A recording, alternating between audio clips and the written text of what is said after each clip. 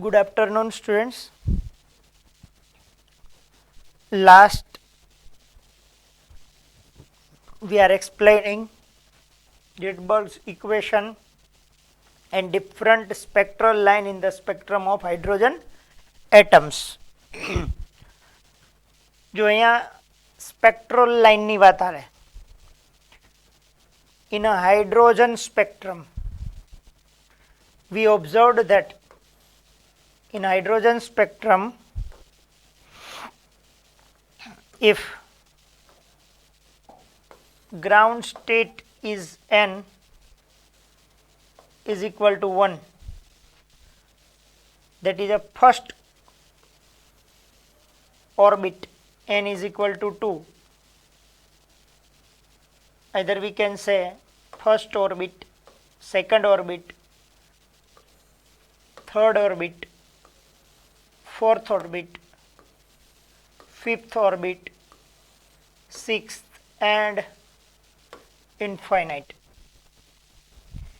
When any electron is excited and after the de-excitation, એટલે એક વખત ઉત્તેજિત થઈ અને કોઈ હાયર લેવલ એનર્જી સ્ટેટમાં જાય અને એ રિટર્ન ફરીથી ground state n is equal two 1 સ્ટેટમાં રિટર્ન થાય, ઇન્ફાઇનાઇટ ટુ 1 રિટર્ન થાય, 6 to 1 રિટર્ન થાય, 5 to 1 રિટર્ન થાય, 4 to 1 રિટર્ન થાય, 3 to 1 રિટર્ન થાય, either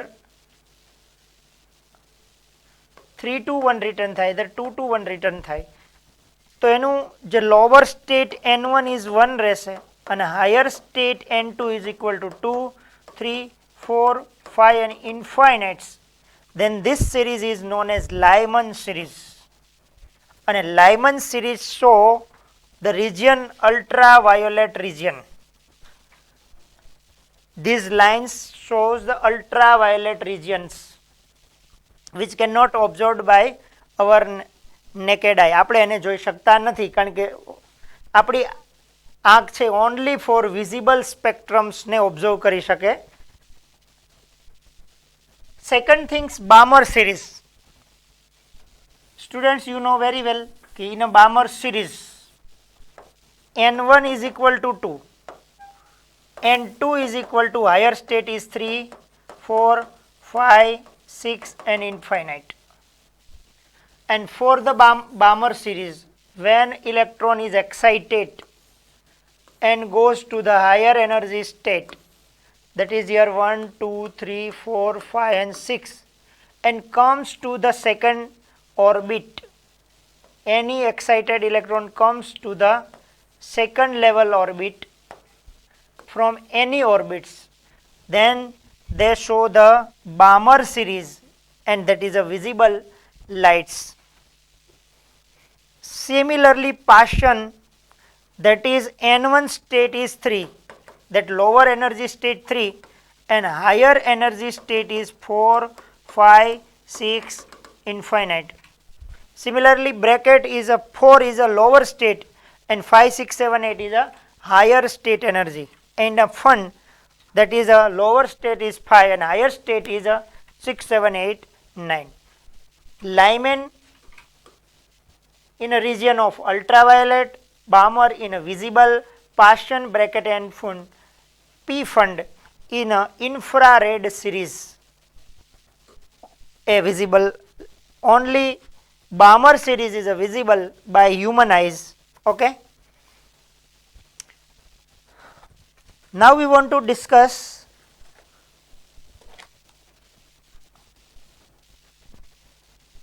it may be noted that the above equation is true only for the spectral lines of hydrogen atom or hydrogen like ions. Hydrogen like ions are those which contain only one electron, કે માત્ર જેમની અંદર એક જ electron હોય.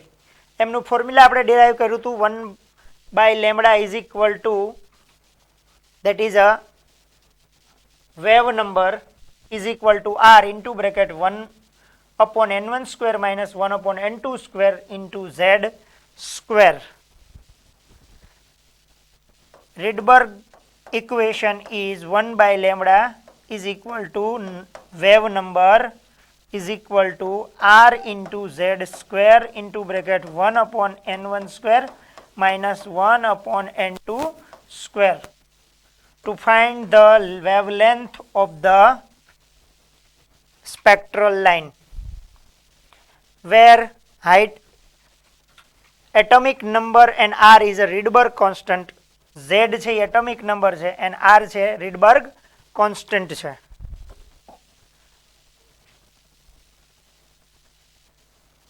What is the wavelength of light emitted when electron in hydrogen atom undergoes transition from energy level with n4 to an energy level with n is equal to 2?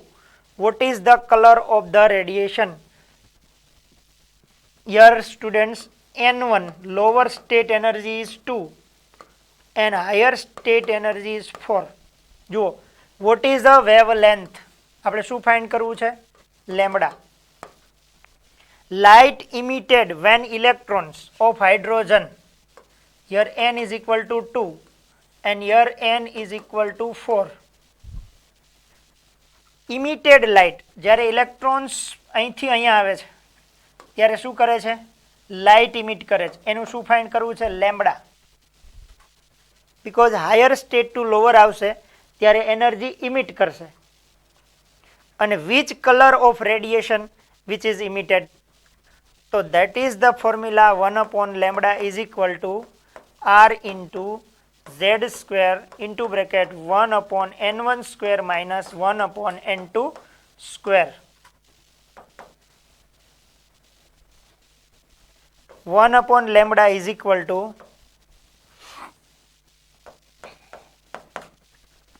here Rydberg constant, value of r.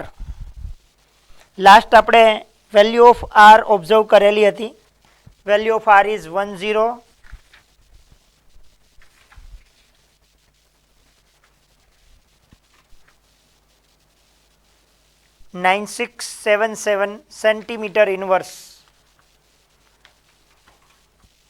આપણે wavelength જો સેન્ટીમીટરમાં જોતી હોય તો Rydberg constant છે 10.9677 centimetre into z square. What is the wavelength emitted in a hydrogen atom? Questions છે hydrogen atom માટે. એટલે hydrogen z is equal to 1, 1 square is 1 into bracket 1 upon n1 square 2 to the 4 minus 1 upon n2 square 4 4 the 16. So 1 upon lambda is equal to 109677 into 16 1 जा 16. આમ જોવા જાય તો આનો LCM છે 16 છે. 4 1 जा 4 4 जा 16, 16 1 जा 4 1 जा 4 minus 1. So 1 upon lambda is equal to 109677 into 3 upon 16. So lambda is equal to 16 upon 109677 into 3 centimeter. આવો કંઈક આન્સર આવવો જોઈએ. આમનું સિમ્પ્લિફાય આપણે કરવું પડશે. જુઓ ક્વેશ્ચનનું સોલ્યુશન ઓલરેડી છે જ, એટલે હવે કેલ્ક્યુલેશન હું નથી કરતો, તમને આ સમજાવી દઉં છું.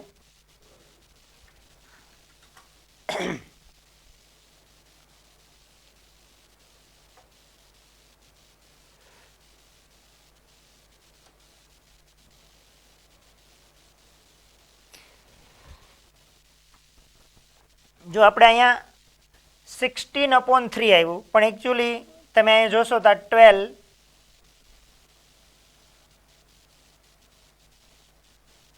4 3 जा 12 16 બધું મિક્સઅપ થાય છે. પણ આપણે આપણો જ આન્સર આગળ વધારીએ. આનું ડિવિઝન આપણે કરીએ.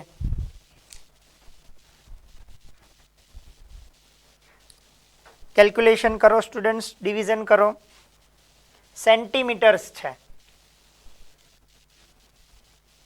1 centimeter is equal to, जो 1 meter equal to 100 centimeter is equal to 10 raised to 9 nanometer. So 1 centimeter equal to 10 raised to 7 nanometer.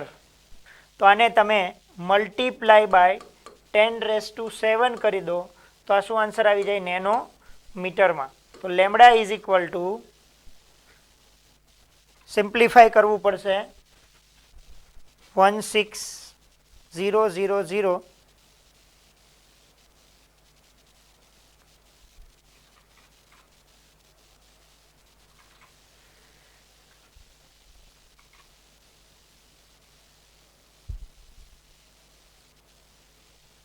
that is 486.27 nanometer. 486.27 nanometer. What is the color of radiation? આપણી પાસે visible સ્પેક્ટ્રમની information હોવી જોઈએ. Visible spectrum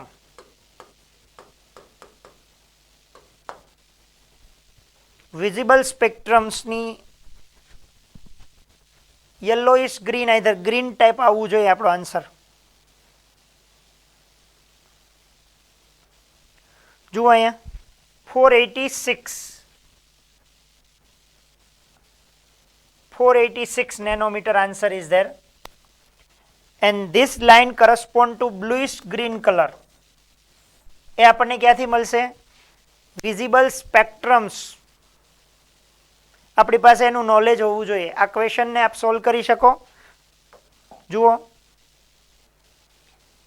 અહીંયા solve કરીને આપ્યો છે r1/n1² minus n2² z².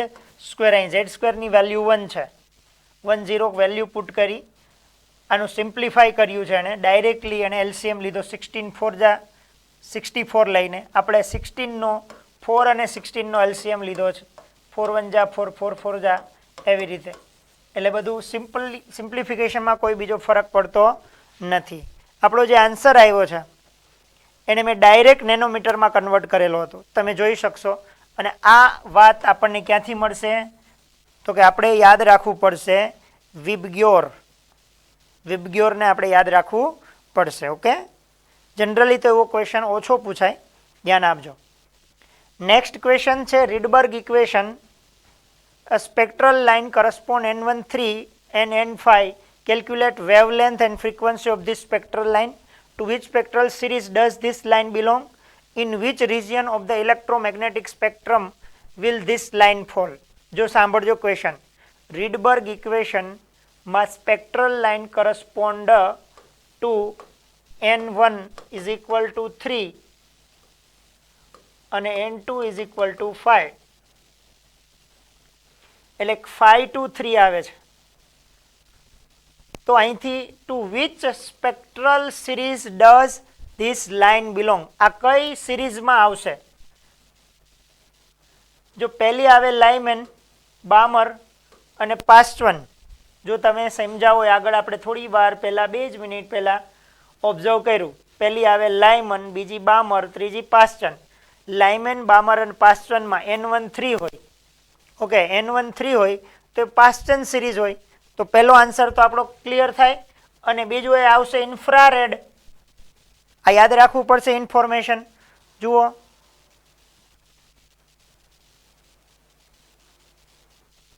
Two which spectral series, જો N13 હોય,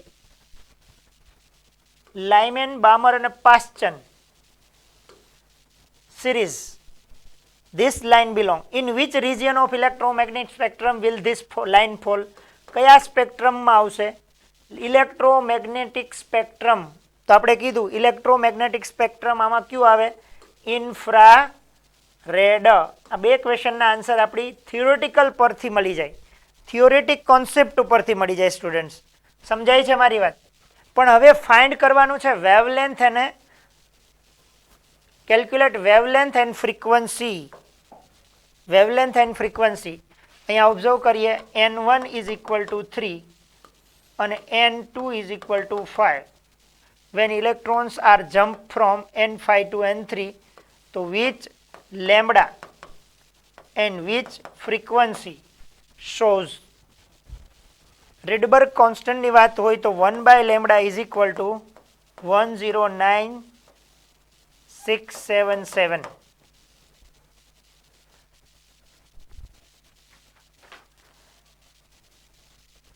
સેન્ટીમીટર્સ છે. નેનોમીટરમાં જવું હોય તો 10⁻⁷ multiply by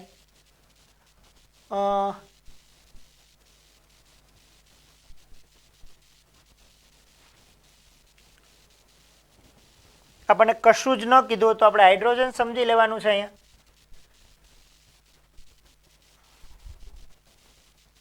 (1/n1²). n1 is 3, 3 square is 9, minus 1/25. So 1/λ is equal to 109,677 into 10⁻⁷ into 25 minus 9 upon LCM 25 into 9. તો લેમડા ઇઝ ઇક્વલ ટુ આને આપણે શું કરવું પડશે? ઉલટાવવું પડશે. 25 into 9 upon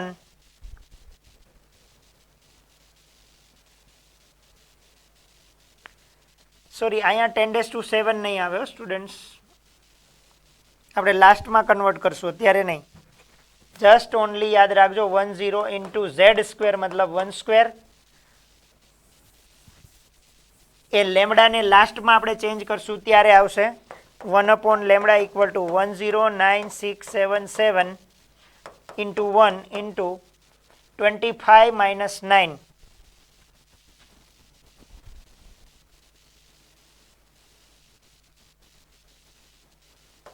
(16 upon 9 into 25). So lambda is equal to 9 into 25 upon 109,677 into 16. આ શું આવશે? સેન્ટીમીટર. જો અહીંયા સેન્ટીમીટરને તમારે કન્વર્ટ કરવું હોય તો 10⁻⁷ નેનોમીટર મલ્ટીપ્લાય કરી દો. લેમડામાં આવે પછી કરવું પડે હો ભાઈ. લેમડા એ સેન્ટીમીટરમાં રીડબર્ગ સેન્ટીમીટરમાં લઈએ છીએ તો આપણને આ લેમડા પણ સેન્ટીમીટરમાં મળે. એમને કન્વર્ટ 10⁻⁷ મલ્ટીપ્લાય કરો. મેં તમને સમજાવ્યું 1 metre equal to 10⁻², centimetre is equal to 10⁻⁹ nanometre. તો 1 મીટર તો 1 સેન્ટીમીટર ઇઝ ઇક્વલ ટુ આ 2 પાવર 2 બાજુથી કટ થઈ જાય એટલે 10⁻⁷ નેનોમીટર થાય. એટલે લેમડાને કન્વર્ટ કર્યો છે આપણે નેનોમીટરમાં. પછી આપ એને સિમ્પ્લિફાય કરશો તો આપણને શું મળી જશે? લેમડા. લેમડાની વેલ્યુ આપણને ફાઇન્ડ થઈ જશે. For example 9 into 25 into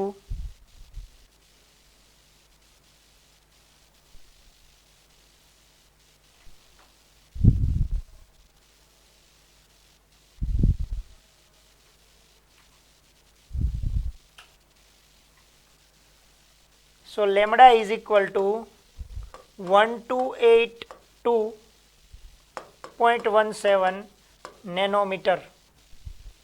So nearby value is 1282 nanometer.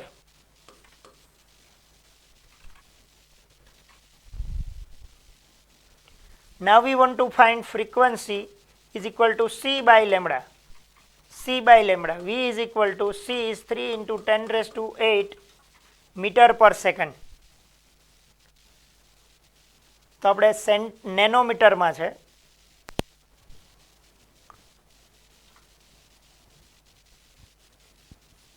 Is equal to 1282 into 10⁻⁻9 metre. 1282 into 10⁻⁻9. So nu is equal to 3 divided by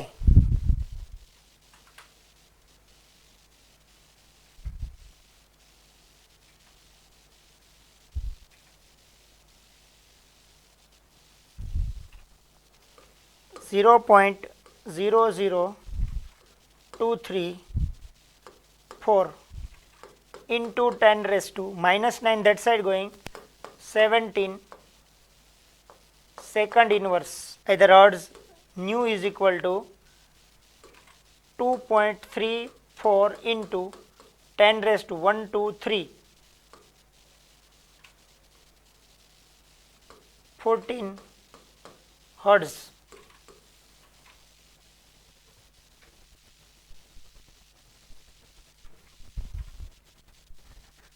તો આમ આપણે શું ફાઇન્ડ કરી શકીએ? By the using the formula nu is equal to c by lambda frequency પણ find થઈ જાય. અને આ લાસ્ટ ટુ આન્સર તો મેં તમને કહ્યા હતા એ ક્યાંથી મળી જશે? Two which spectral series does this line belong? તો એનું ગ્રાઉન્ડ સ્ટેટ 3 હોય, જો ગ્રાઉન્ડ સ્ટેટ 1 હોય તો લાઇમન સિરીઝ, 2 હોય તો બામર સિરીઝ, 3 હોય તો પાસ્ટન સિરીઝ. અને Paschen series fall into infrared region. કયા રિજિયનમાં આવે? ઇન્ફ્રારેડ રિજિયનમાં આવે. ઓકે, આ ક્લિયર થાય છે તમને બધાને? કેલ્ક્યુલેશન કેમ કરવું છે મેં સમજાવ્યું છે. ન સમજાય તો 2 વખત આને રિપીટ કરી લેવું જોઈએ. જોઈએ છીએ ક્વેશ્ચન્સને કેલ્ક્યુલેટ કરેલો જ છે.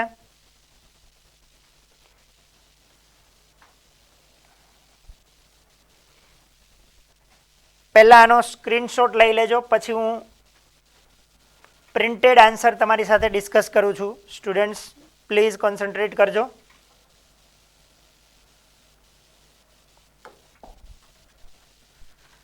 જુઓ, same questions 1 by lambda value put કરી છે, એમનું સિમ્પ્લિફાય કર્યું છે. 12.82 ઇન્ટુ 10⁻⁻5 સેન્ટીમીટર જે આન્સર આવે એમને આપણે નેનોમીટર કન્વર્ટ કર્યું હતું 1282. પછી C nu equal to C by lambda value put કરી. કેલ્ક્યુલેશન જરા વ્યવસ્થિત રીતે નથી આપેલું, અમારા સાહેબને જરાક ટાઈપ કરવામાં જરાક મજા નથી આવી.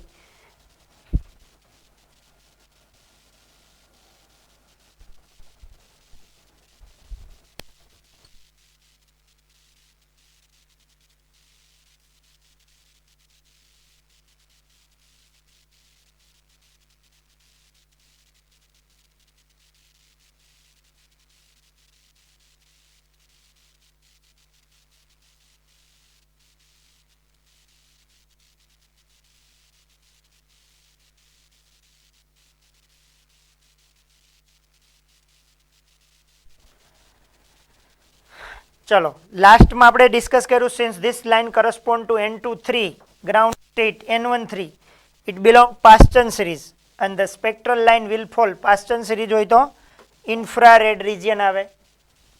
The wavelength of first spectral line in a Balmer series. જુઓ, બામર સિરીઝ આપ્યું છે.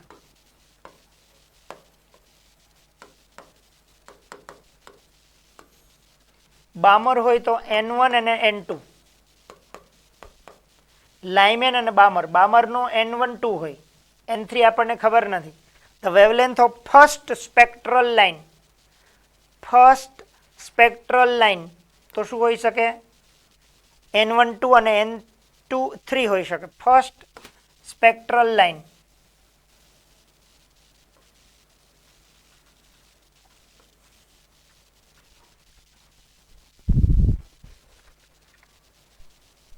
ફર્સ્ટ સ્પેક્ટ્રલ લાઇન મેં તમને સમજાવેલું હતું.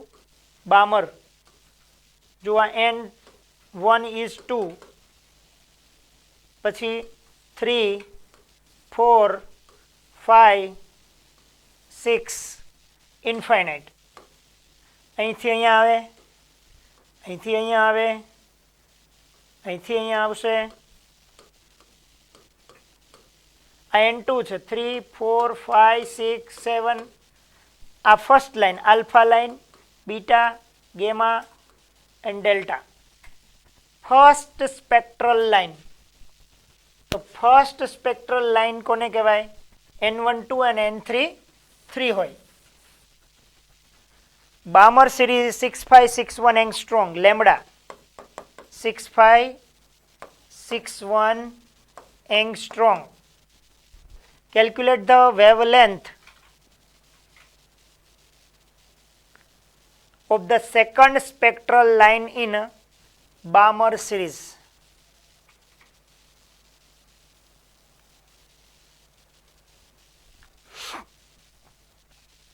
Second spectral line. તો second spectral line N1 is equal to 2 હોય અને N2 is equal to 4 હોય. જો આ ફર્સ્ટ સ્પેક્ટ્રલ લાઇન, આ સેકન્ડ સ્પેક્ટ્રલ લાઇન 4 to 2 માં ફોલ થાય, 3 થી 1 2 માં ફોલ થાય તો આ ફર્સ્ટ લાઇન, 4 થી 2 માં તો સેકન્ડ લાઇન. તો N1 2 હોય ને N4 N2 2 હોય. તો આ લેમડા 1 અને આ લેમડા 2 ફાઇન્ડ કરવાનું છે. હવે જો અહીંયા લેમડા 1 નું ફોર્મ્યુલા 1 બાય લેમડા 1 આપણી પાસે હોય, 1 by lambda 1 is equal to R. અહીંયા બંને ઝેડ તો સેમ જ હોય એટલે R into Z square upon 1 upon N1 square એટલે 2 2 જા 4 માઇનસ 1 અપોન N2 સ્ક્વેર એટલે 3 3 જા 9. આમના માટે આપણે વાત કરીએ 1 upon lambda 2 is equal to R into Z square into bracket 1 upon 2 2 જા 4 માઇનસ 1 અપોન 4 4 જા 16. આ બંને માટે આપણે આ નોટ કર્યું.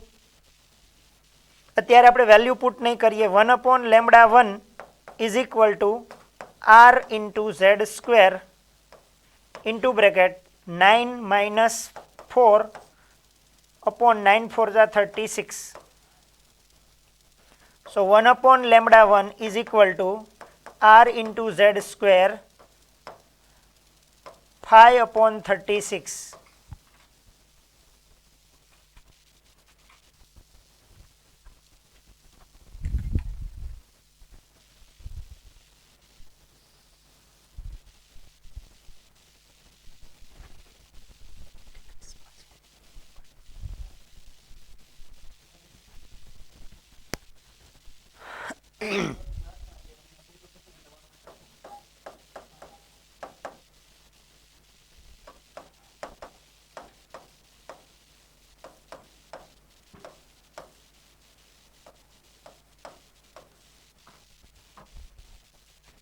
આ તમને સમજાઈ ગયું હશે. હવે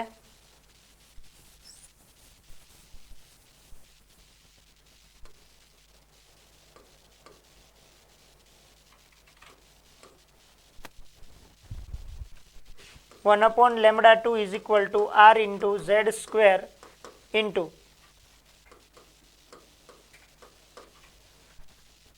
હવે ફાઇન્ડ આપણે રેશિયો લઈએ 1 by lambda 1 upon 1 by lambda 2 is equal to R Z square cut થઈ જશે 5 અપોન 36 અપોન 12 અપોન 64.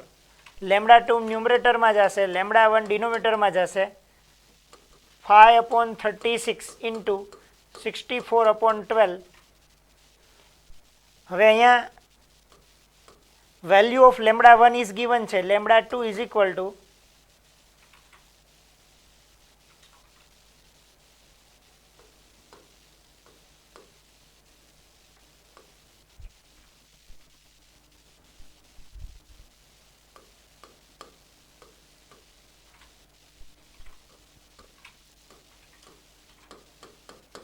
આ લેમડા 1 સામે જાય મલ્ટીપ્લાય.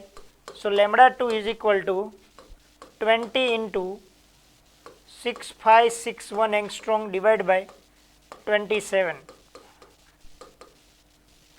આ આપણો આન્સર આવશે. ડાયરેક્ટ રેશિયો આપ લઈ શકો છો 20 ઇન્ટુ 6561 ડિવાઈડ બાય 27, 4860 એંગસ્ટ્રોમ.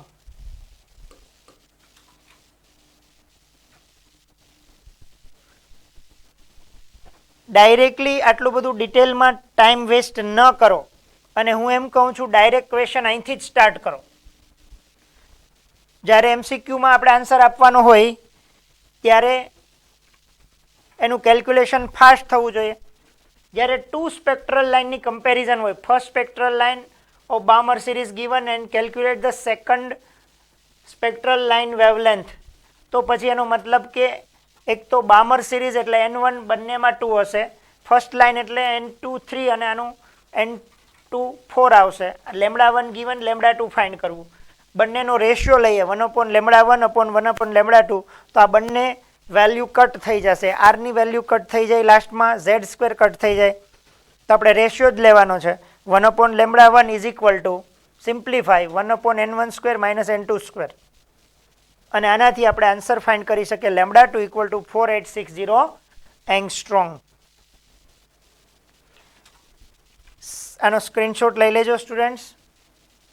ત્યાર પછી હું આને પ્રિન્ટેડ આન્સરને તમારી સાથે ડિસ્પ્લે કરી દઉં.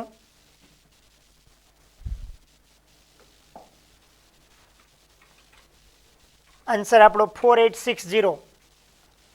જુઓ અહીંયા ફર્સ્ટ લાઇન અને સેકન્ડ લાઇન માટે એક્સપ્લેનેશન છે. 1/6561 ઇક્વલ ટુ r ઇન્ટુ 5/36 અને 1/λ ઇઝ ઇક્વલ ટુ r 3/16. બંનેનું આપણે રેશિયો લીધો. મેં જે એક્સપ્લેન કરેલું છે ડિટેલમાં એ જ મેથડથી છે. આન્સર લાસ્ટનું આવે 4860 એંગસ્ટ્રોમ. આ ટાઈપના ક્વેશ્ચન્સ એક્ઝામમાં સરસ રીતે શોર્ટ જે કેલ્ક્યુલેશન હોય તેવા પૂછાઈ શકે. ધ્યાન આપજો જરા. હવે બોહર્સ મોડેલ, આના રિલેટેડ નંબર ઓફ ક્વેશ્ચન્સ હજી આપણે કરવાના છે, પણ થિયોરિટિકલ કોન્સેપ્ટને અહીંયા પૂરો કરી લઈએ. બોહર્સ મોડેલ ફોર હાઇડ્રોજન એટમ. હવે આમ તો આપણે બોહર્સ મોડેલ સ્ટાર્ટિંગમાં કમ્પ્લીટ કરી ગયા છીએ જુઓ, પણ પાછું રિવાઇઝ કરાવી દઉં. To overcome the drawback of Rutherford, રુથરફોર્ડનો જે પ્રોબ્લેમ્સ હતો એમને ઓવરકમ કરવા માટે model of an atom to explain the spectrum of hydrogen, Niels Bohr Danish physics in 1913 proposed the model of the atom which was based upon Planck's quantum theory of radiation, જેને આપણે quantized કહીએ છીએ. Energy is quantized, પ્લાન્કની theory.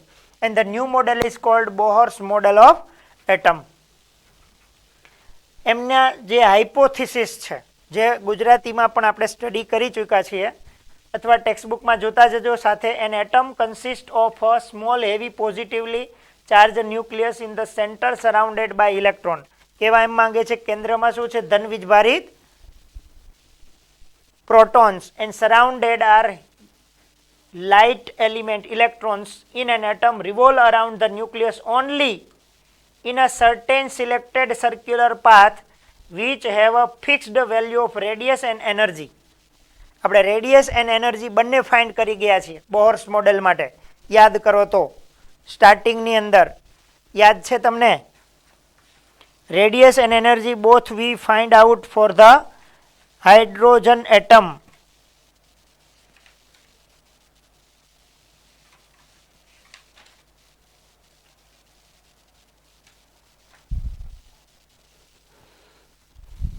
Theoretical concept તમે જોયો હોય તો આપણો પહેલો જ કેલ્ક્યુલેશન કરેલું હતું.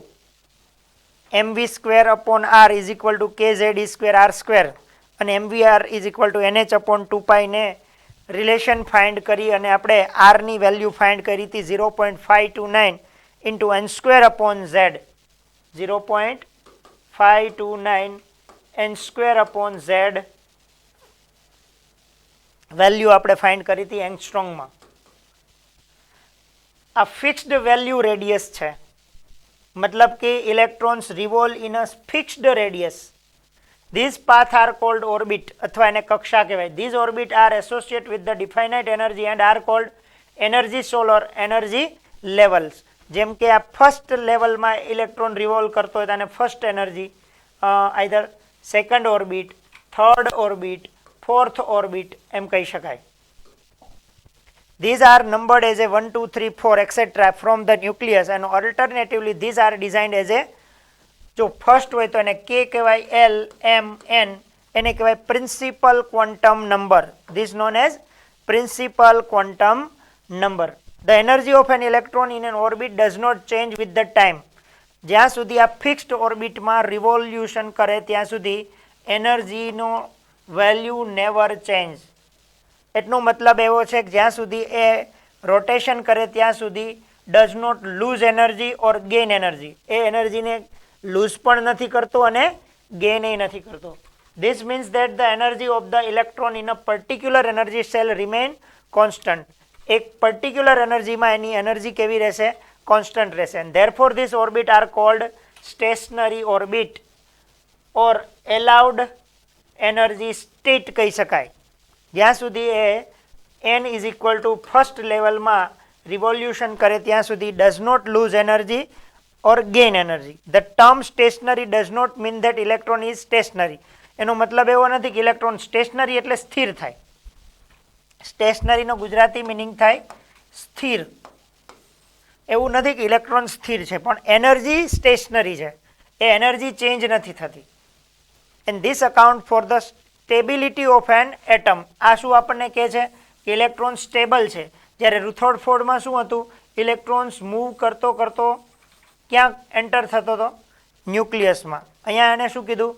This problem is solved by Bohrs, જેને સ્ટેશનરી સ્ટેટ આપણને કહ્યું. Only these orbits are permitted in which the angular momentum, કોણીય વેગમાન, angular momentum of electron is a whole number. Whole number એટલે n is equal to 1, 2, 3, 4, whole number n multiple of h upon 2 pi. And where is h Planck constant?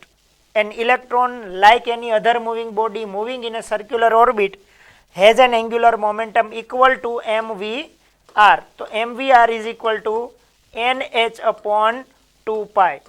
Electrons એવી જ ઓર્બિટમાં revolve કરી શકે કે જેનું angular momentum n ના મલ્ટિપલમાં હોય, h upon 2 pi. h upon 2 pi ના મલ્ટિપલમાં હોય તેમાં જ એ ઇલેક્ટ્રોન મૂવ કરી શકે. તો આના પરથી આપણે કહી શકીએ કે એંગ્યુલર મોમેન્ટમ ઇઝ ક્વોન્ટાઇઝ, એક ફિક્સ ક્વોન્ટિટી છે. ક્વોન્ટાઇઝનો મતલબ fixed quantity. Thus, according to Bohr's angular momentum, mvr is a whole number of multiple h upon 2 pi. So mvr equal to n h upon 2 pi, where n is equal to 1, 2, 3 infinite. In other words, angular momentum of electron may be, એટલે કે જો first ઓર્બિટમાં હોય તો આપણે કહી ચૂક્યા છીએ કે h upon 2 pi. સેકન્ડ ઓર્બિટમાં હોય તો h upon pi. થર્ડ ઓર્બિટમાં હોય તો 1.h upon pi. ફોર્થ ઓર્બિટમાં હોય તો 2h upon pi. ફિફ્થ ઓર્બિટમાં હોય તો 2 pi h upon pi. આ એના મલ્ટિપલ થયા જુઓ. 1 હોય તો 1 upon 2 pi. n ની જગ્યાએ 1. 2 upon 2 તો 2 કટ થઈ જાય. 3/2 એટલે 1.5 થાય. 4/2 એટલે 2 થાય. 5/2 મતલબ 2.5 થાય.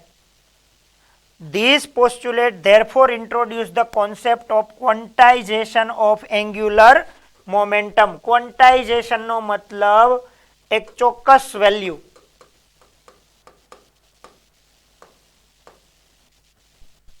પિક્ચરની ટિકિટ પિક્ચર જોવા જઈએ તો આપણને અલગ અલગ રેટ હોય કે ભાઈ 1 to 5 રોમાં આટલા રેટ છે, પછી ફર્સ્ટમાં જાઓ તો એટલા, સેકન્ડમાં, થર્ડમાં આટલા.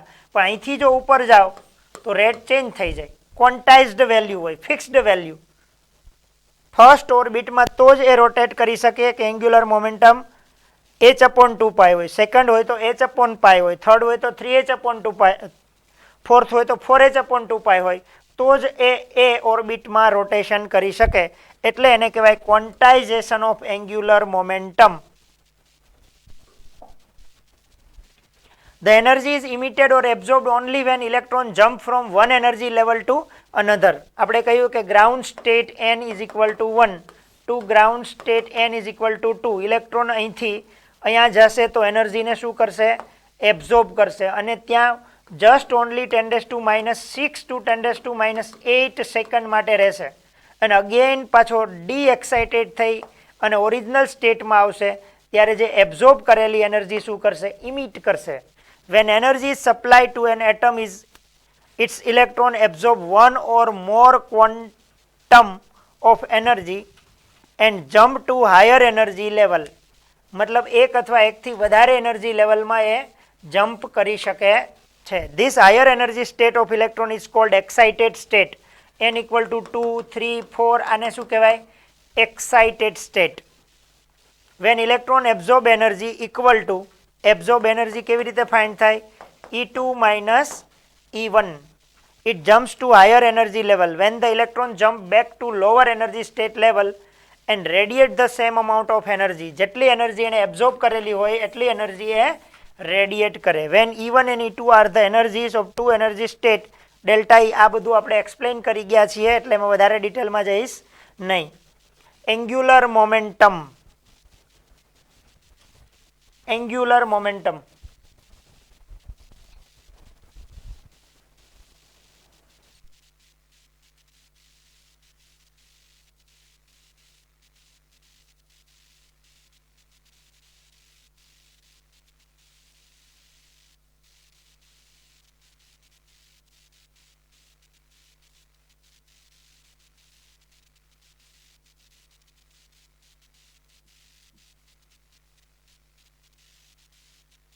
એંગ્યુલર મોમેન્ટમ આપણે ફાઇન્ડ કરી ગયા છીએ. એંગ્યુલર મોમેન્ટમ MVR અહીંયા ફાઇન્ડ કર્યું છે. RR કટ થઈ ગયું, એમાં ડિટેલમાં મારે જવું નથી. ઇલેક્ટ્રોન્સ, આ ન્યુક્લિયસ, આ પ્રોટોન્સ, એનર્જી એબ્ઝોર્બ્ડ થાય હાયર સ્ટેટમાં, જે એનર્જી લોઅર સ્ટેટમાં હાયર ટુ આવે તો એનર્જી ઇમિટ થાય. આપણે આગળ આ ડિસ્કસ કરી ગયા છે એટલે વધારે ડિટેલમાં નથી લઈ જતો. The main success of Bohr's model, Bohr's મોડેલની શું સક્સેસ છે? ક્વેશ્ચન્સ આપણને ક્યારેક આવી શકે. Bohr's atomic model explain the stability of an atom. Rutherford models cannot explain stability because electrons revolve and at last enter into nucleus, so this is not stable.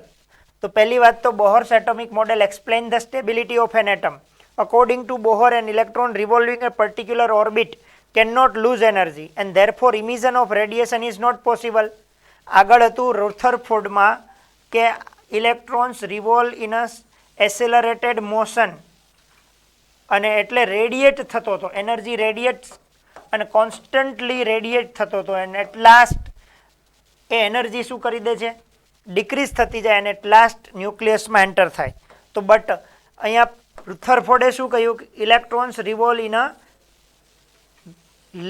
those orbit where does not lose or gain energy. એટલા માટે therefore emission of radiation એટલે કે radiation ઉત્સર્જન કરવું is not possible as long as electron remain in one of its energy level and hence there is no cause of instability in this model. એટલે electron loose જ નથી કરતો અથવા એટલા માટે એને ઇન્સ્ટેબિલિટી થવાની કોઈ ક્વેશ્ચન નથી. Second, Bohr's concept of atom explain successfully the atomic spectrum of hydrogen atom. Hydrogen એટમ્સની અંદર જે લાઇન્સ ઓબ્ઝર્વ થતી હતી એમનું રીઝન આપણે આગળ સ્ટડી કરી ગયા કે જે ઇલેક્ટ્રોન્સ જ્યારે first level n is equal two 1 માંથી શું થાય છે? એનર્જી એબ્ઝોર્બ્ડ કરે અને ક્યાં જાય? Higher level of excited energy and when comes again to the lower energy state, at that time energy is emitted and these energy show as a spectral lines. From the Bohr's atomic model, it is clear that electron can have only certain definite energy. જે અલગ અલગ જે લેવલ્સમાંથી એ અલગ લેવલમાં જાય ત્યારે specific lines observe થાય. When the electron is present as close to the nucleus as possible, the atom has the minimum possible energy and is said to be the ground state. For example, in case of hydrogen atom, there is only one electron and this should be present in lowest energy cell n equal to 1 cell. This represent as a ground state of hydrogen. જો electrons first ઓર્બિટમાં હોય તો એને આપણે શું કહીએ? Ground state of hydrogen. When energy from some outside source is supplied to it and can absorb a definite amount of energy and jump to higher energy state. આ ground સ્ટેટમાં હતો અને અહીંથી એનર્જી એબ્ઝોર્બ કરી અને ક્યાં જાય છે? Higher energy levels. Such state of an electron atom in which the atom possesses more energy than the possessed in a ground state is called excited state, and thus for hydrogen atom first energy level N1 is called ground state, and higher energy level N is equal to 2 first excited state, N equal to 3 second excited state are called excited, and N equal to 4 is third. So this excited state is unstable, and unstable मतलब કે ત્યાં long time સુધી electron રહેતો નથી. શું કામે? તો કે as possible, as early as possible, electron again lose the energy and come to the ground state. This excited state is unstable and electron tends to come back to lower energy level. This transition from upper to lower level occur with a jump, and energy is emitted in the form of quantum, in a form of quantum मतलब photon equal to the difference of energy between these two level. આ બંને વચ્ચેની એનર્જીના difference જેટલી energy release કરે, and that is delta E is equal to h into nu. When this quantum of energy strike the photographic plate, it gives the impression in form of line. And for example, if the electron comes back from energy level having E2 to energy level having E1, then the difference E2 minus E1 may be expressed in term of energy of photon, and that is the nu equal to delta E मतलब E2 minus E1 is equal to h into nu, and that's why frequency is equal to E2 minus E1 upon h. Moreover, the energy of different energy level are characterized of an atom, therefore the emitted frequency will also characterize of that atom. એટલે કે energy છે એ characteristics of શું છે? Atoms છે, specific quantity એ release કરે છે. Now frequency is related to the wavelength, so V is equal to C by lambda. એ આપણે ફોર્મ્યુલા ડેરાઇવ કરેલા છે એટલે એમાં હું લઈ જઈશ નહીં. આ બધા ડેરિવેશન આપણે ક્લિયર કરી ગયા છે. મારે 2-4 બાબતો તમને નવી અહીંયા એક્સપ્લેન કરવાની છે, એટલા માટે હું થિયોરિટિકલ કોન્સેપ્ટમાં લઈ જઈ રહ્યો છું. ઓકે, જુઓ અહીંયા similarly when the electron jumps from E4, જો E1 માંથી E2, આ ગ્રાઉન્ડ સ્ટેટ છે અને આ એક્સાઇટેડ સ્ટેટ છે ફર્સ્ટ, એમનો ડેલ્ટા E એ ડિફરન્સ છે, and that is already V find out. E1 અને E2 નો એનર્જી સ્ટેટ આપણે ઓલરેડી ફાઇન્ડ કર્યો છે, and that is hv, h into nu energy. જ્યારે ઇલેક્ટ્રોન્સ હાયર ટુ લોવર આવે ત્યારે h into nu એનર્જી શું થશે? રિલીઝ કરશે, is equal to delta E હશે. જ્યારે સેકન્ડમાં E3 થી E1 આવશે તો hv નોટ એનર્જી રિલીઝ કરશે, ડિફાઇનાઇટ એનર્જી હશે. આ ન્યુ એની ફ્રીક્વન્સી છે, h પ્લાન્ક કોન્સ્ટન્ટ છે. અહીંયા જે ન્યુ મતલબ કે એની ફ્રીક્વન્સી અને અહીંની જે ફ્રીક્વન્સી એ બંને કેવી હશે? ડિફરન્ટ હશે, કોઈ ડિફાઇનાઇટ વેલ્યુ હશે. This behavior is quite curious and question arise as to when hydrogen atom gives so many spectral line although it contain only one electrons. મને કાલે ગુજરાતી મીડિયમમાંથી આજના એક ક્વેશ્ચન આવેલો હતો. ગુજરાતી મીડિયમમાંથી એક ક્વેશ્ચન્સ મને પૂછેલો હતો. સ્ટુડન્ટ્સ કોન્સન્ટ્રેટ કરજો, એનો આન્સર હું આપું છું અહીંયા.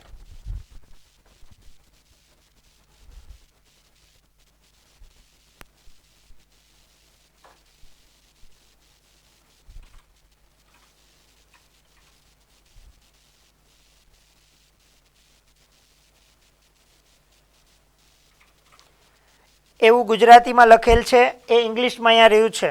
યોગ્ય માપનો કોઈપણ નમૂનો ઘણી મોટી સંખ્યામાં પરમાણુ ધરાવે છે. જો કે કોઈપણ સમયે એક જ પરમાણુ ઉત્તેજિત થાય છતાં પણ શક્ય બધી જ ઉત્તેજિત અવસ્થાઓ પરમાણુ ધરાવે છે. એટલે કે નંબર ઓફ લાઇન્સ આપણને છતાં પણ જોવા મળે છે.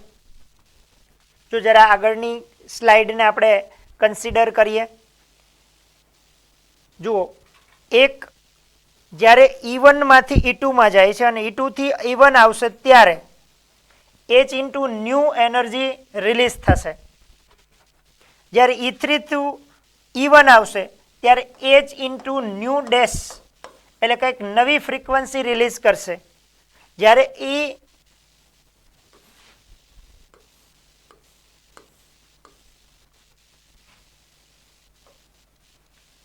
Energy state 1, 2, 3 4 and 5. 5 માંથી 1 માં આવે, 4 માંથી 1 આવે, 3 2 1 આવે, 2 2 1 આવે.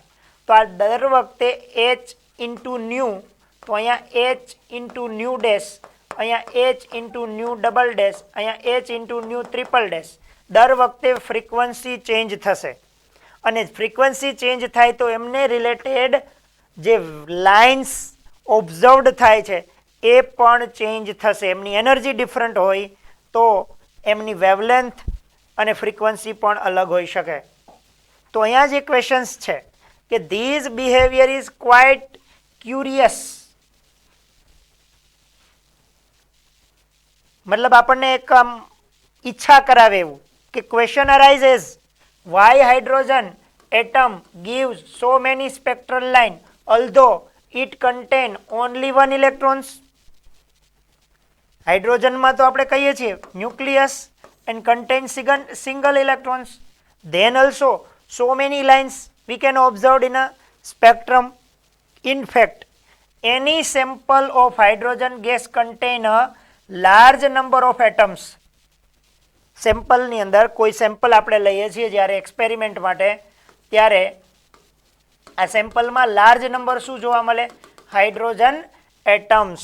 And when energy is supplied by passing electric discharge, અહીંથી જ્યારે આપણે ઇલેક્ટ્રિક ડિસ્ચાર્જ એને પાસ કરીએ ત્યારે એનર્જી એને મળે છે, એનર્જી ગેઇન કરે છે electrons. And electron in different passing electric discharge, the electron in different hydrogen atom absorb different amount of energy. બધા electrons same amount of energy gain કરતા નથી, different amount of energy absorbed and different amount of energy absorbed, and therefore these are raised to different energy state. જ્યારે કોઈ n1 state માંથી energy absorb કરીને ક્યાં જશે? n2 માં જશે, કોઈ ક્યાં જશે? n3 માં જશે, કોઈ ક્યાં જશે? n4 માં જશે, કોઈ n5 માં જશે, કોઈ n6 માં જશે. હવે ત્યાં શોર્ટ પીરિયડ ટાઈમ માટે એક્સાઇટ થઈને રહેશે અને અગેન ક્યાં આવશે? બેક ટુ ધ, કોઈ બેક 1 આવશે, કોઈ 5 માંથી 3 માં પણ આવે ને કોઈ 4 માંથી 1 માં પણ આવે. એટલા માટે આપણને ડિફરન્ટ સ્પેક્ટ્રલ લાઇન ઓબ્ઝર્વ થાય.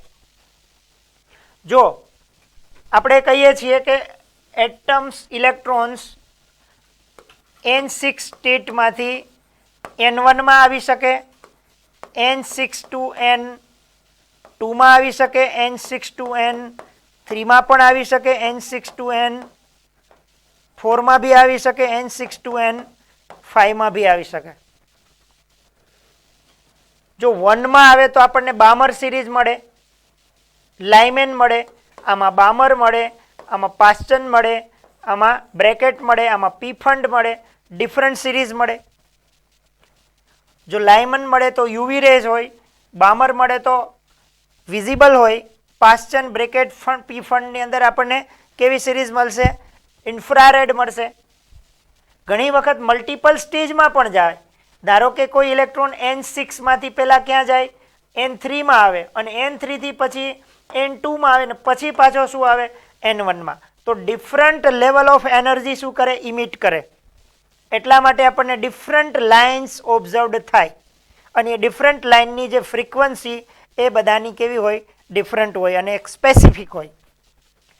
And therefore these are raised to different energy state. For example, the electron in some atom may jump to second energy level, while in other may be rise to third energy level, may rise to fourth, fifth energy level, and so on. Now the excited electron come back from higher energy level to ground state in one or more jump.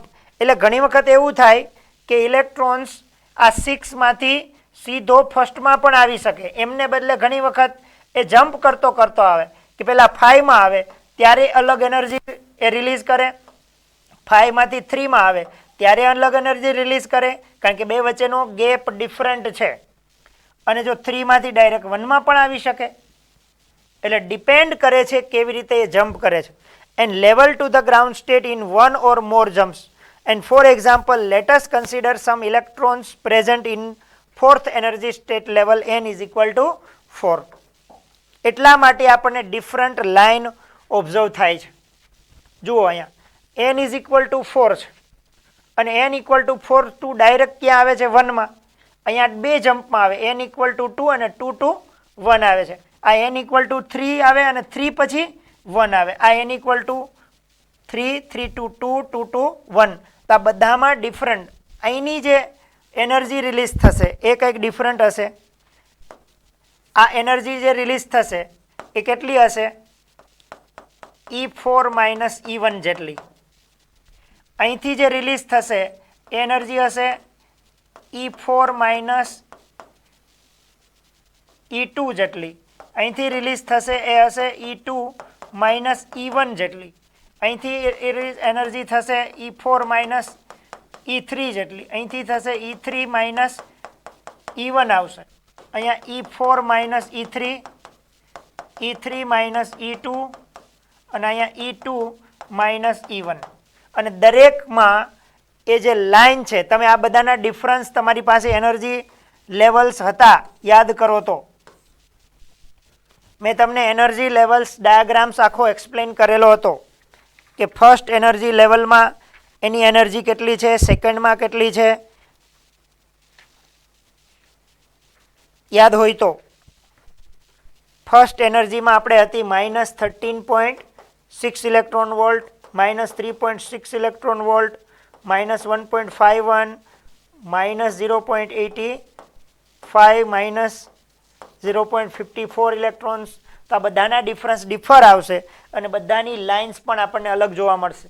Sum of this electron may directly jump to ground state, other may first jump to second level then first, while some other may first drop to third level. And આ મેં explain કર્યું એમ જ છે. તો these result into different lines depending upon the different in energy of the levels concerned.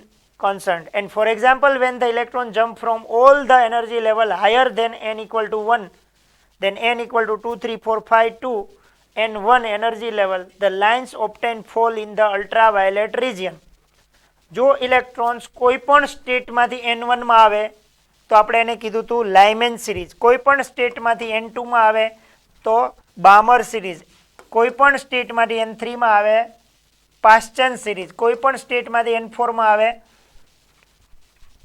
લાઇમેન, બામર, પાસ્ચન, એને શું આવશે bracket series. તો આ આપણે ઓલરેડી ઓબ્ઝર્વ કરી ગયા છીએ. Similarly, the lines obtained when the electron jump to second energy level 2, these are already we discuss. Okay, આગળ ચાલીએ. આ પણ જોઈ ગયા છીએ. These are also summarized below.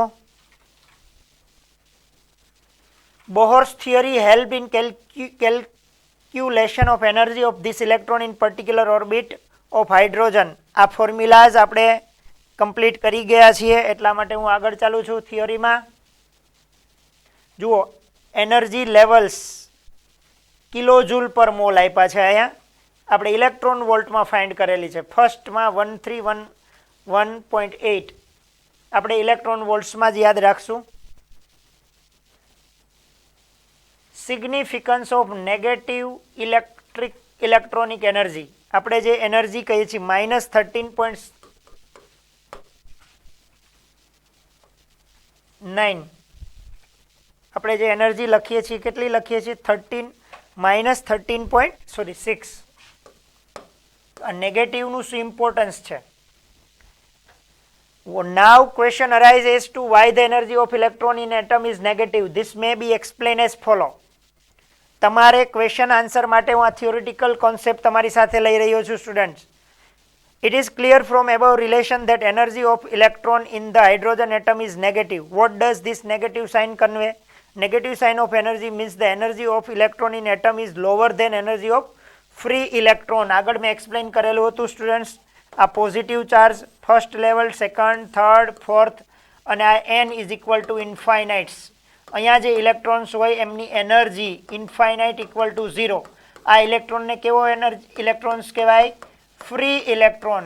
that are not attracted by positive charge. જો આની એનર્જી 0 હોય તો જેમ તમે નિયર જશો એમ due to the attraction energy decrease થવાની છે.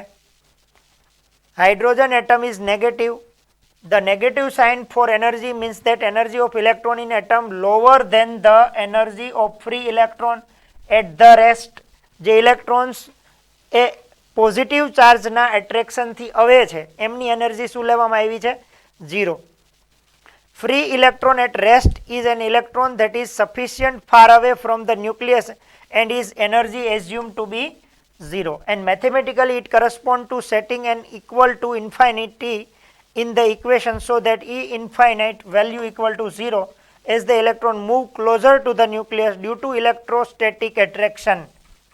અહીંયા ન્યુક્લિયસનો પોઝિટિવ અને ઇલેક્ટ્રોનનો નેગેટિવ ચાર્જ એકબીજાને શું કરે? એટ્રેક્ટ કરે અને consequently in energy decrease and its take energy value less than 0 which means negative value, and negative sign also indicate that the electron is bound to the nucleus and hydrogen atom is in a stable state in comparison to the state where electron is sufficiently far away from the nucleus. Stable જેમ energy less હોય એમ electron અને ન્યુક્લિયસની stability મોર થાય. જેમ value lower હોય less energy એમ stability મોર થાય. આ વાત clear કરવાની છે.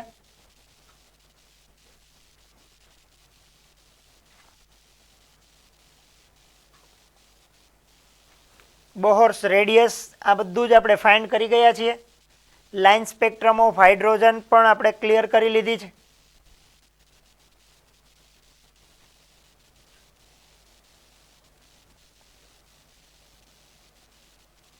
આયોનાઇઝેશન એનર્જી કમ્પ્લીટ કરી લીધી છે. એનસીઆરટીનો એક ક્વેશ્ચન્સ છે. What are the frequency and wavelength of photon emitted during a transition from n is equal to 5 to n equal to 2 state in the hydrogen atom. Frequency and wavelength of photon emitted during transition from n5 to n2 state in a hydrogen atoms.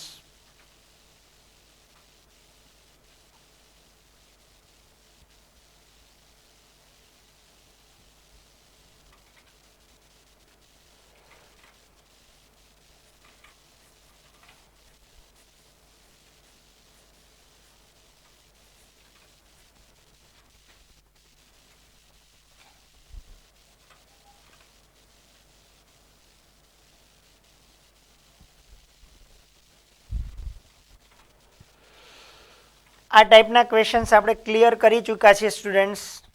જરા જોજો. એનસીઆરટીનો questions છે.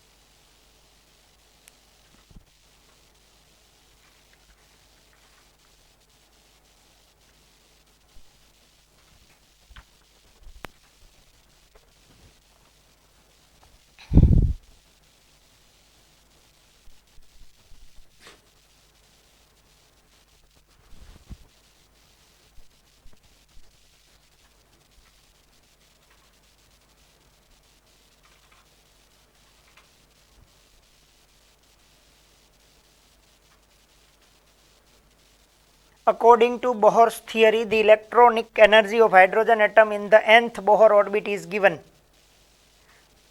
joule per atom. Calculate the longest wavelength that of light will be needed to remove an electron from the third orbit of helium ions.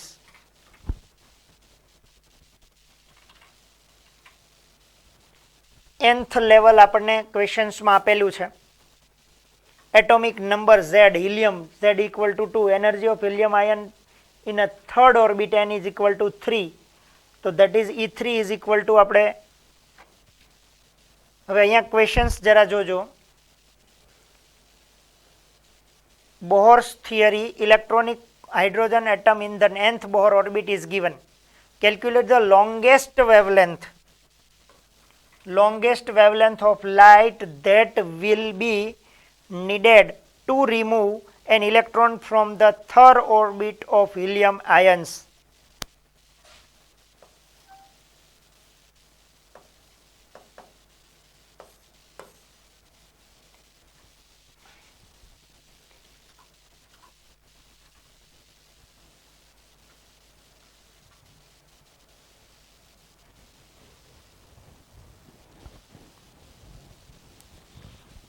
Third ઓર્બિટમાંથી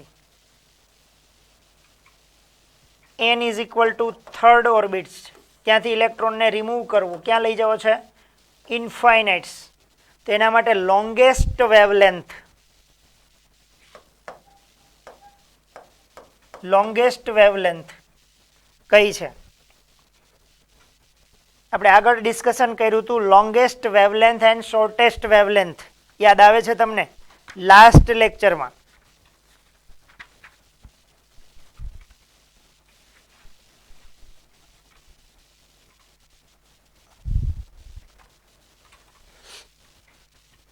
અહીંયા તો ઇલેક્ટ્રોન્સને remove જ કરવાનો છે અને પાછો રિમૂવ કરવો હોય તો ઇન્ફાઇનાઇટ જ લઈ જવો પડે.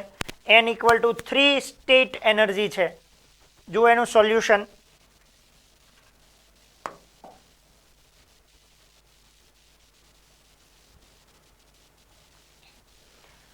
અહીંયા આપણી પાસે આ ફોર્મ્યુલા ઓલરેડી એને ગિવન છે. n ઇક્વલ ટુ થર્ડ સ્ટેટની એનર્જી આપણી પાસે આવશે n equal to 3 square, z is equal to 2 because helium, તો હિલિયમ માટે z કેટલો હોય? 2 એન્ડ n સ્ટેટ એને 3 આપેલું છે, તો આ E3 એનર્જી સ્ટેટ આવશે. Energy required to remove an electron from third orbit of ion is delta E, E infinite minus E3, કારણ કે આપણે ઇલેક્ટ્રોન રિમૂવ કરવો છે. આયોનાઇઝેશન આમ તો આપણે કહીએ કે એક્સાઇટેડ કરવો છે. આ 0 માઇનસ માઇનસ માઇનસ શું થઈ જશે? વેલ્યુ પોઝિટિવ થઈ જશે. ઇઝ ઇક્વલ ટુ આપણે ફાઇન્ડ શું કરવું છે? Delta E is equal two H C upon lambda equal to E infinite minus E3.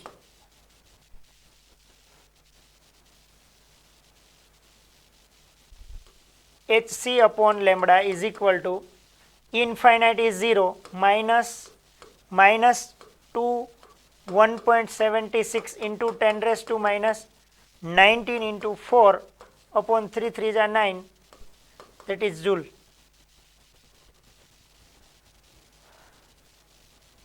Minus minus plus થઈ જશે. HC upon lambda એમની ફાઇનલ સ્ટેટ એનર્જી આવી છે 967 into 10 raised to minus 19 joule. હવે આપણે લેમ્બડા ફાઇન્ડ કરવું તો lambda equal to એચની value 6.626 into 10 raised to minus 34 into C 3 into 10 raised to 8 upon 9.67 into 10 raised to minus 19 joule. આની simplify કરીએ ત્યારે જે આન્સર મળશે એ 205. અહીંયા લોંગેસ્ટ વેવલેન્થ ભલે કીધું પણ આપણે ઇલેક્ટ્રોન્સને તો રિમૂવ કરવાનો છે. રિમૂવ કરવો હોય તો ઇન્ફાઇનાઇટ જ લઈ જવો પડે, એટલે આની હારે કંઈ કન્સિડર કરવાની જરૂર નથી. લોંગેસ્ટ વેવલેન્થ જે પણ આવતી હશે એ જ આવશે, એનાથી કંઈ ફરક પડતો નથી. રીઝન એ છે કે આપણે જે આયોનાઇઝેશનના એક્ઝામ્પલ્સ કર્યા છે, તમે જોયું હશે આ ક્વેશ્ચન્સ છે એ બેઝડ ઓન આયોનાઇઝેશન છે. મેં તમને જે ટોપિક આયોનાઇઝેશન એનર્જી એક્સપ્લેન કરી છે એમને રિલેટેડ છે. બાઇન્ડિંગ એનર્જી જે આપણી હતી ને એમને રિલેટેડ છે. આયોનાઇઝેશનમાં ગ્રાઉન્ડ સ્ટેટથી હોય અને બાઇન્ડિંગ એનર્જીમાં કોઈ પણ સ્ટેટમાંથી ઇન્ફાઇનાઇટ આપણે એને રિલીઝ કરવા માટેની એનર્જીનો કોન્સેપ્ટ હતો. આ એ છે.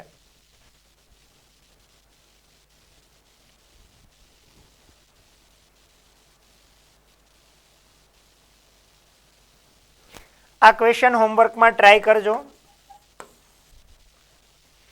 The energy associated with the first orbit of the hydrogen atom is જૂલમાં આપેલી છે. તમારી પાસે ઇલેક્ટ્રોન વોલ્ટ વાળું હોય તો આને જૂલમાંથી ઇલેક્ટ્રોન વોલ્ટમાં કન્વર્ટ કરી શકો સ્ટુડન્ટ, જૂલમાં ન જવાને બદલે, કારણ કે આપણે બધું ઇલેક્ટ્રોન વોલ્ટમાં કન્વર્ટ કરીને ચાલ્યા છીએ. પછી calculate radius of the Bohr's fifth orbit of the hydrogen atom.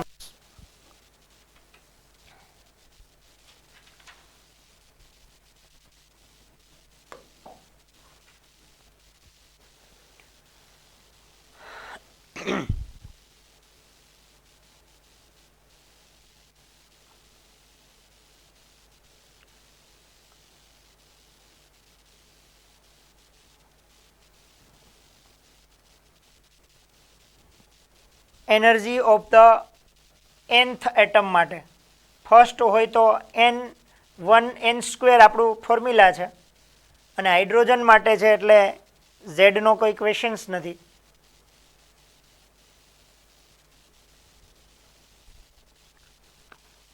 nth ઓર્બિટની રેડિયસ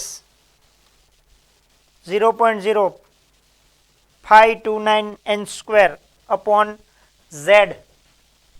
આપણું ફોર્મ્યુલા યાદ કરો રેડિયસ માટેનું.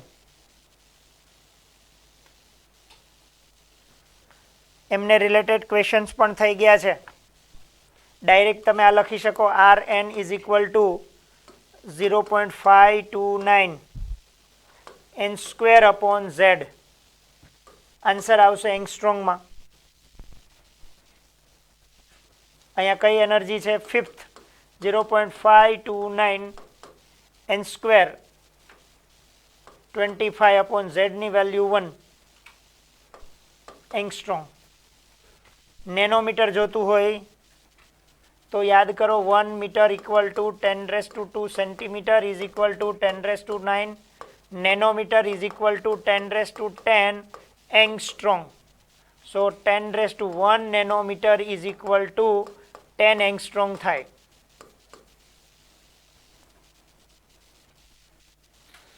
અને 1 angstrom is equal to 10⁻⁻1 nanometre થાય. આનો યુઝ કરી શકો.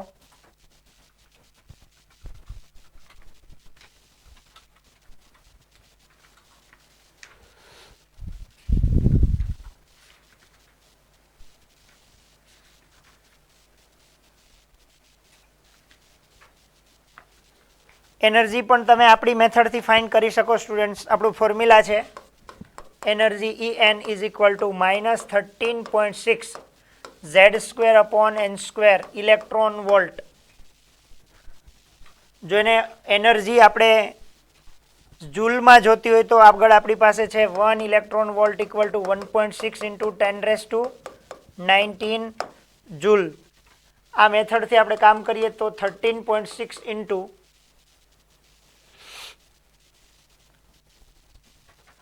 જો અહીંયા જે એનર્જી આપી છે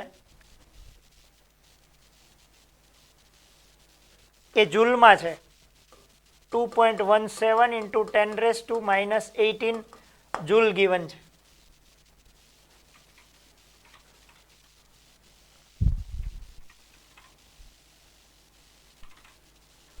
જ્યારે તમે આ 13.6 મલ્ટીપ્લાય 1.6 ઇન્ટુ 10⁻19 કરી દો એટલે આપણો આન્સર આવે 21.76 ઇન્ટુ 10⁻19. એટલા માટે પોઈન્ટ આગળ લઈ જાઓ 2.176 ઇન્ટુ 10⁻18 તો આ જ વેલ્યુ આવી જાય છે. એટલે ટેન્શન લેવાનું નથી. ક્વેશ્ચનમાં બંને મેથડ ચાલે. જો આ જૂલ આ ફોર્મ્યુલા છે એ ઇલેક્ટ્રોન વોલ્ટ માટે છે, અને આપણું આ formula -217 into 10⁻18 Z² upon n². આ આવી ગયું જૂલમાં.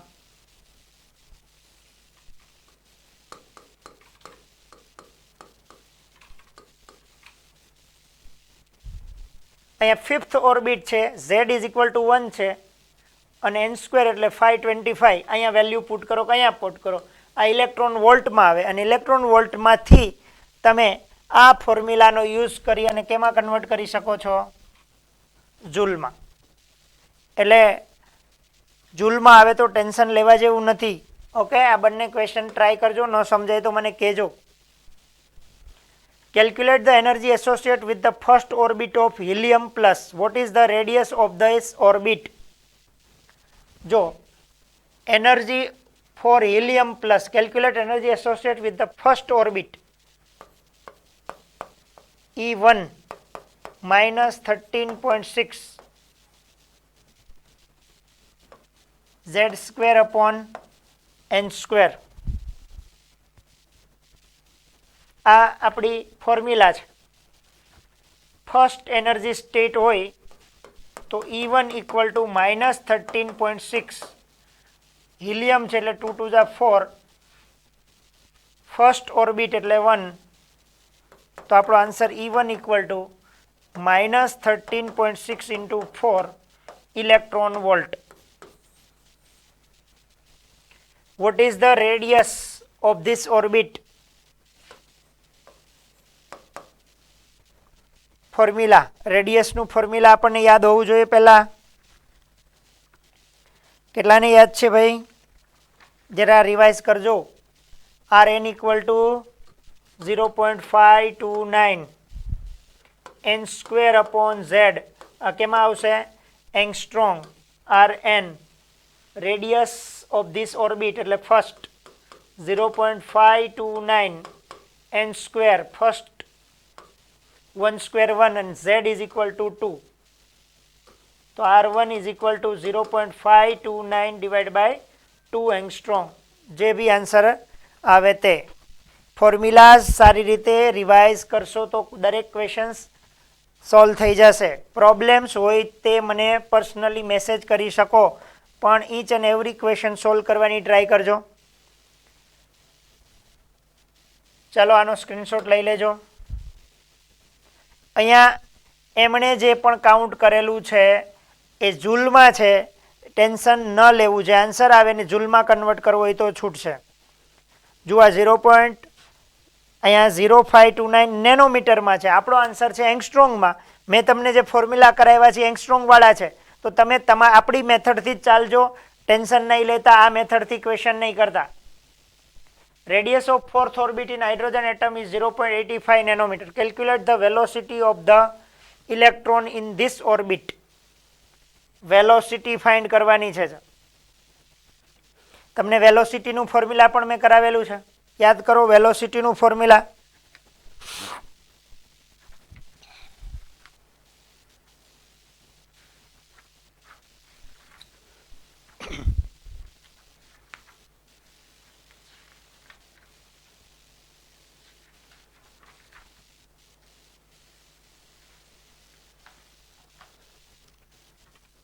ચાલો ટ્રાય કરો.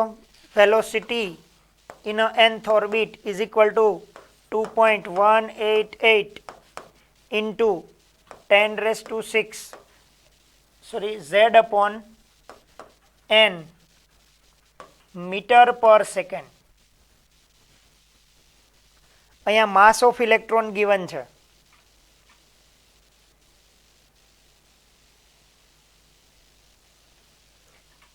Radius of the fourth orbit in a hydrogen atom is 0.85 nanometer. Calculate velocity of the electron in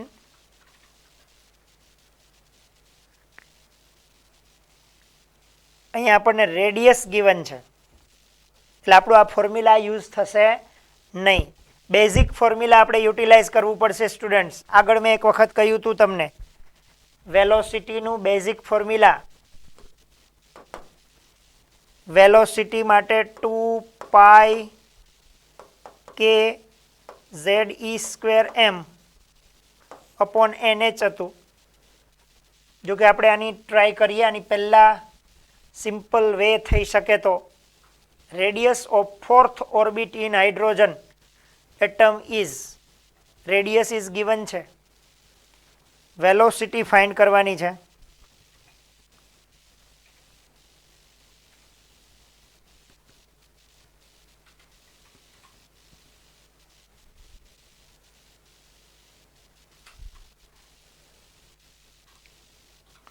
આમ તો આ બધી જ વેલ્યુ અહીંયા પુટ થઈ ગઈ છે. માસ ઓફ ઇલેક્ટ્રોન આપણે 9.1 into 10 raised to minus 31 kilogram છે. Z upon n ની વેલ્યુ પુટ કરીએ તો આપણને વેલોસિટી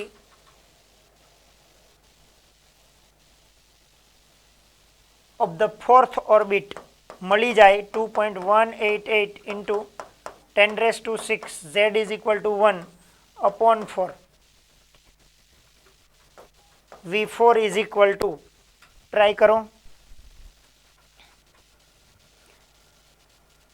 2.188.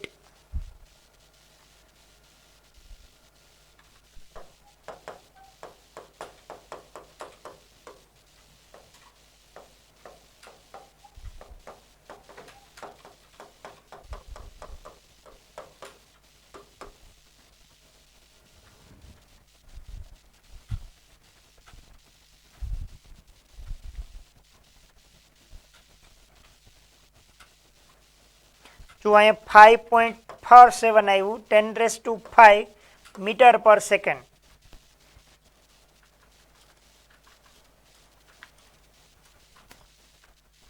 એમણે વેલોસિટી કઈ લીધી છે? mvr is equal to nh upon 2 pi. તો v is equal to nh upon 2 pi into m into r. આ v ફોર્થ ઓર્બિટ, n ની વેલ્યુ આપણી પાસે છે fourth, h 6.626 into 10 raised to minus 34 upon 2 into 3.14 into mass of electron given છે 9.1 into 10 raised to minus 31 into radius આપણને given છે 0.85 into 10 raised to minus 9, કારણ કે મીટરમાં બધા હોય. આટલું બધું કેલ્ક્યુલેશન કરીએ ત્યારે આપણો આન્સર મળે. આપણે જે કેલ્ક્યુલેશન કર્યું છે, જુઓ,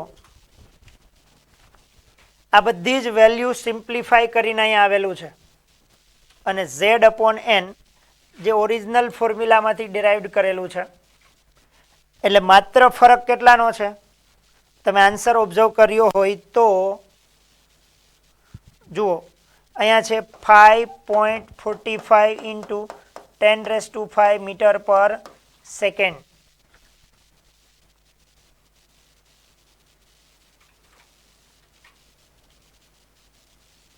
ક્વેશ્ચનમાં આવું પણ બને ક્યારેક કેલ્ક્યુલેશન કરવાનો થાય 2 માર્ક્સનો सम्स, તો તમે આ ફોર્મ્યુલાનો યુઝ કરીને પણ આપણે વેલોસિટી ફાઇન્ડ કરી શકીએ. mvr angular momentum nh upon 2 pi consider કરીને. ઓકે, બંને મેથડથી આન્સરમાં જાજો કંઈ ફરક નથી. એક્ઝામમાં જ્યારે ક્વેશ્ચન પૂછાય ત્યારે પોઈન્ટના વેલ્યુમાં એટલો વેરિએશન ન હોય. એ આ 0.011ના વેરિએશન આપેલા ના હોય. વેરિએશન કેટલા હોય? પોઈન્ટમાં હોય, 54.8 કે 5.48 એવી રીતે હોય. સોરી, હા, એ મેથડથી. અને પાવરમાં ચેન્જીસ હોય. 10 raised to 5 છે તો અહીંયા કોઈ જગ્યાએ 10 raised to 7 આપેલું હોય. એવી રીતે લાર્જ ડિફરન્સ હોય. ઓકે, તો એનું ટેન્શન લેવાની જરૂર નથી. આપણને જે રીતે ફાવે છે મેથડથી આપ સોલ્વ કરી શકો. ચલો આ ક્વેશ્ચન્સ આગળ જોજો. Example 25, the radius of first Bohr orbit of hydrogen atom, calculate the radii of the third orbit of helium and the second orbit of lithium.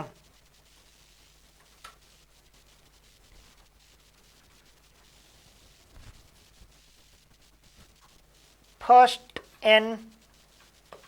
n1 is equal to 1 given છે, z1 is equal to also 1 છે અને એનું r1 is equal to 0.529 angstrom. Calculate the radii of third orbit. Z2 is equal to helium અને n2 is equal to third orbit.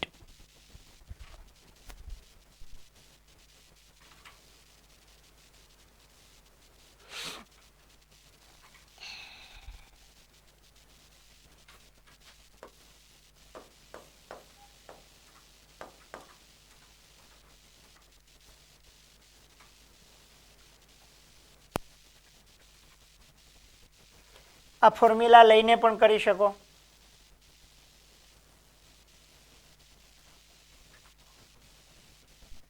ચલો try કરી શકો આપ.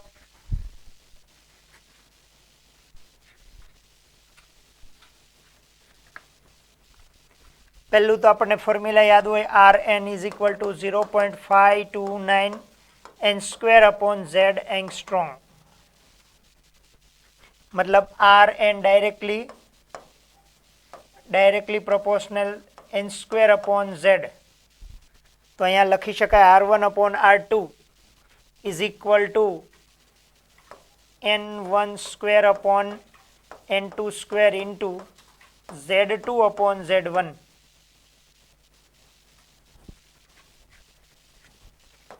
R1 upon R2 is equal to N1 1 upon N2 3 3 जा 9 into Z2 2 2 जा 4 upon Z1 is 1. So therefore R2 upon R1 અહીંયા R2 upon R1 तो 9 upon 4. तो R2 is equal to 9 upon 4 into 0.529.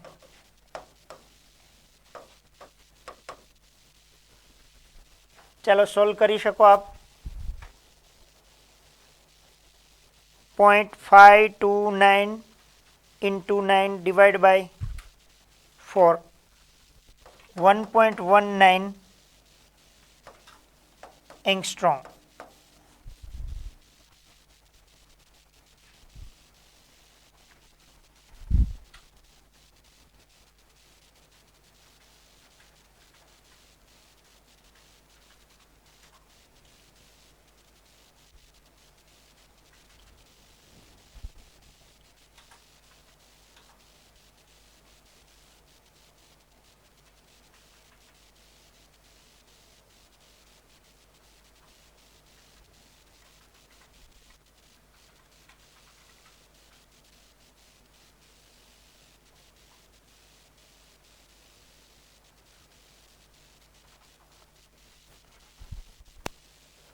આપણે ક્યાંક મિસ્ટેક કરેલી એ છે, Z2 2 છે, 4 નથી, 2/1. તો અહીં ડિવાઈડ બાય 2 આવશે, ડિવાઈડ બાય 2 આવશે. તો 9 into 0.529 divided by 2, 2.38. 2.38 एंगस्ट्रॉम. जुओ आंसर एज मेथड थी आवशे 2.38 एंगस्ट्रॉम. एमनी मेथड थी करवा जवानी जरूर नथी, नहींतर लेंधी पड़शे calculation. Second orbit of lithium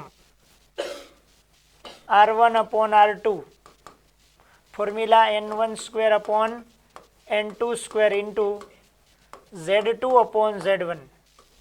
R1 upon R2 N1 hydrogen माटे छे एटले N1 1 छे અને N2 lithium of second orbit 2 2 जा 4. Z2 अपनी पासे केटलो छे 3, hydrogen 1. So R1 upon R2 is equal to 3/4. Then R2 is equal to 4/3 into 0.529.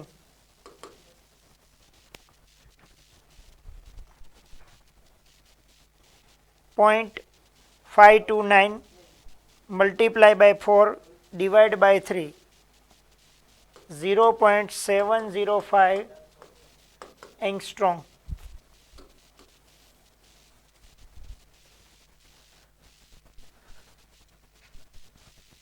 Second orbit of lithium जो अँ 705 आंसर रिलेट थाय छे. अपनी मेथड थी काम करवानुं छे. फॉर्म्युला मैं तमने आपेलू है, आ फॉर्म्युलानो यूज करवानो छे. ज्यारे बेना कम्पेरिजननी वात होय तो आपणुं कम्पेरेटिव फॉर्म्युला युटिलाइज करवानुं छे स्टूडेंट्स. ओके, स्क्रीनशॉट लई लेजो, प्रेक्टिस करजो आना परनी.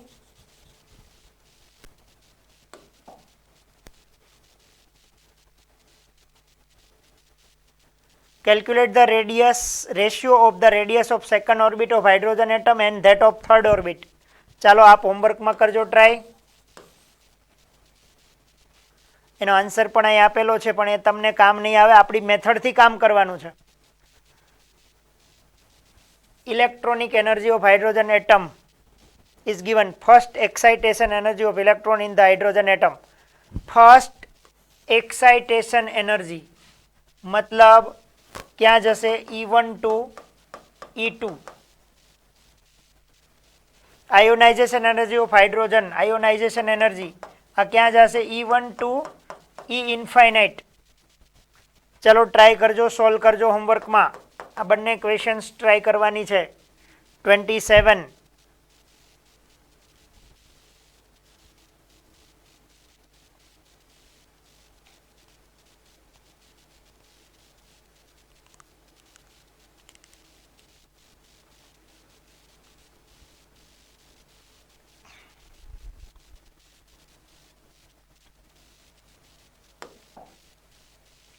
First excitation of energy of electron in hydrogen atom. The first excitation energy of atom is equal to n equal to 1 to first excited state n equal to 2. એટલે આપણે E2 minus E1 find કરવાનું છે આપણી મેથડથી, અને અહીંયા E infinite minus E1 find કરવાનું છે. મેં તમને હાઇલાઇટ્સ આપી દીધી, એના પરથી આપણું ફોર્મ્યુલા યુઝ કરીને કામ કરજો. 28 ક્વેશ્ચન જોવાનો છે. આયોનાઇઝેશન એનર્જી ઓફ હિલિયમ આ પણ હોમવર્કમાં કરવાનો છે. આયોનાઇઝેશન રિલેટેડ सम्स મેં તમને કરાવેલા છે. Ionisation of helium, calculate energy of first stationary state of lithium +2. Ionisation given છે. મેં આવો ક્વેશ્ચન્સ તમને કરાવેલો છે સ્ટુડન્ટ્સ, પ્લીઝ ટ્રાય કરજો. તમને આયોનાઇઝેશન એનર્જી આપેલી છે. आ delta E is equal to E infinite minus E1 आनी वेल्यू 0 होय अने आना परथी जे आंसर मळशे E1 आपणने मळी जशे -8.72 इंटू 10⁻⁻18 आ जूल छे. जो आने इलेक्ट्रॉन वोल्ट में कर नाखशो तो आपणुं फॉर्म्युला इलेक्ट्रॉन वोल्ट वाळुं युटिलाइज थई जशे. ओके,